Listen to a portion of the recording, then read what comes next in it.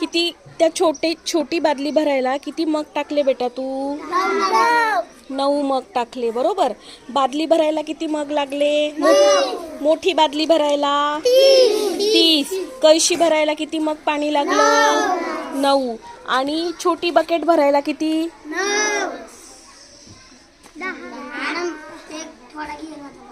बरं, छोटी बकेट भरायला पण जवळपास 9 लागले आणि कळशी भरायला पण जवळपास 9च लागले. म्हणजे दोघांची धारकता सारखी आहे. आलं का लक्षात?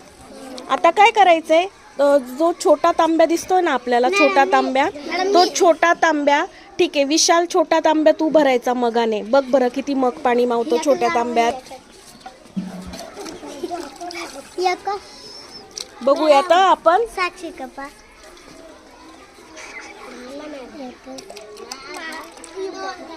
बघा, 1 मग आणि थोडंसं अजून वरती पाणी एका तांब्यामध्ये मावलेलं आहे.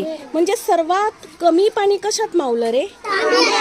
आता एक छोटी ती हिरवी बाटली कोपऱ्यात दिसते बघा बरं. इकडे आण बरं रोहित असती. हा तिथे ठेव, खाली ठेव. हां बघा, आता ही जी छोटी हिरवी बाटली आहे, या छोट्या हिरव्या बाटलीमध्ये त्या तांब्यापेक्षा पण किती पाणी मावेल? कमी का जास्त? तांब्यापेक्षा कमी पाणी कशात मावेल? हिरव्या बाटलीमध्ये त्याही पेक्षा कमी पाणी मावेल. बघा मग आता लक्षात घ्या, आपण एक बादली पण भरून पाहिली, एक कळशी भरली, एक तांब्या भरला, एक छोटीशी बॉटल भरली आणि एक थोडीशी मध्यम आकाराची बादली पण आपण भरून पाहिली. आणि आपण ह्या मगाच्या साह्याने आपण पाणी मोजलेलं आहे. मग यावरून तुमच्या काय लक्षात आलं की सर्वात जास्त पाणी कशात मावलं रे? बादलीमध्ये सर्वात जास्त पाणी मावलेलं आहे.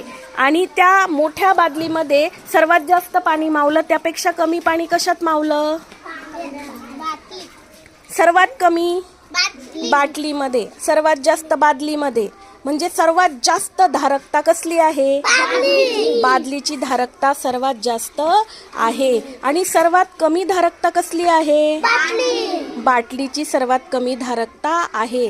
तर अशा पद्धतीने आज आपण गणितातील धारकता नावाचं जे प्रकरण आहे ते शिकलेलो आहोत. तुम्हाला आवडलं का? तुम्ही स्वतःच्या हाताने करून पाहिलं की नाही? यावरून आता तुम्ही जेव्हा भांडी बघाल, पाण्याची भांडी बघाल, त्यावेळेस तुमच्या लक्षात येईल की कोणती धारकता जास्त आहे आणि कोणत्या वस्तूची धारकता कमी आहे. लक्षात आलं तुम्हाला?